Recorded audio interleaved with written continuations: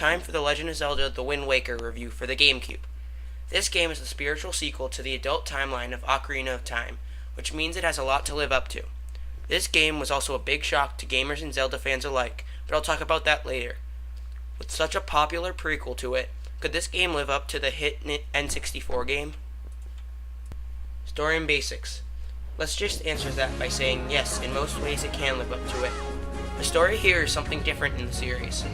Link is a boy living with his grandma and sister Aryll on Outset Island on a flooded Hyrule. Link must wear the Hero of Time's style of clothes because it is a tradition to do so on his birthday at this age. A bird flies overhead, dropping a girl but taking Aryll instead. The girl is named Tetra and is the captain of a pirate ship. Link joins the pirates on an adventure to recover his sister. Along the way, he meets a talking ship called the King of Red Lions, who agrees to help Link on his quest and gives him the Wind Waker, a magical conductor's baton that can point Link to set islands and control the wind.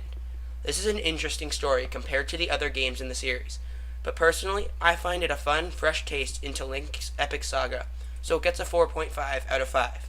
Graphics and presentation.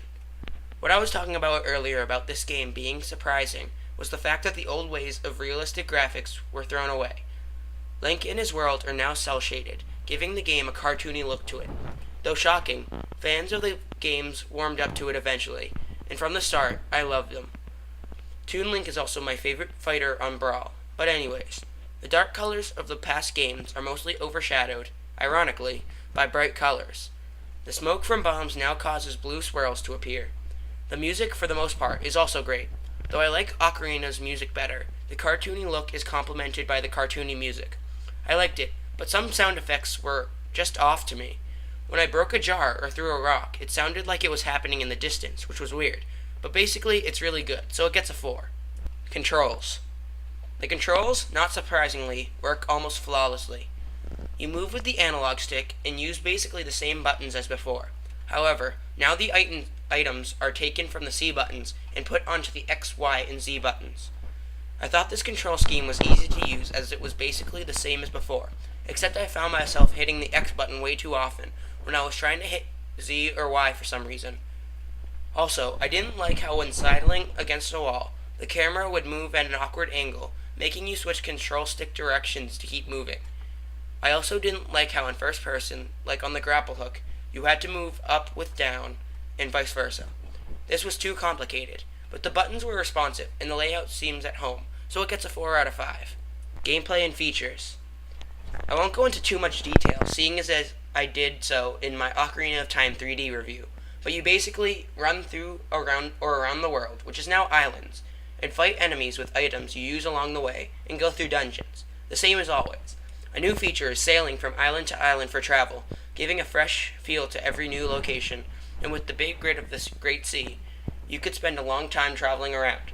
However, you're cut off from sailing to locations other than your objective until a long way into the game, and I found after the second sailing section, it was getting boring.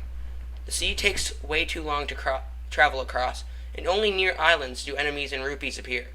I found myself almost falling asleep during these sailing scenes. However, instead of having an instrument like an ocarina, you warp and use spells with a conductor's baton called the Wind Waker. This, however, worked a little rigidly. You hit 4 notes with the C-stick directions and change to 3/4, 4/4, or 6/4 beats with the analog stick. The C-stick wasn't working well, seeing as you had to switch quickly to keep up with the metronome. The gameplay is still the great self it was before, but because of the hindrances, it gets a 3 out of 5. The verdict. The Wind Waker is a well-worthy sequel to Ocarina's adult timeline. All the great features, and some new ones, make this game good. The fun graphics and music, great level design, wishy-washy difficulty, and gameplay make it over-the-top fun. But the sailing scenes, Wind Waker controls, sound effects, and sometimes confusing quests do make it a little less enjoyable. But it's well worth the 4 out of 5 we gave it. The title it gets is great, and the way to play of a rent or buy, depending on if you think you'd like it. Any Zelda fan should no doubt get this game, but it's also a great introduction into the epic series, so I strongly urge a buy. Get it for the low price of $20 at GameStop used.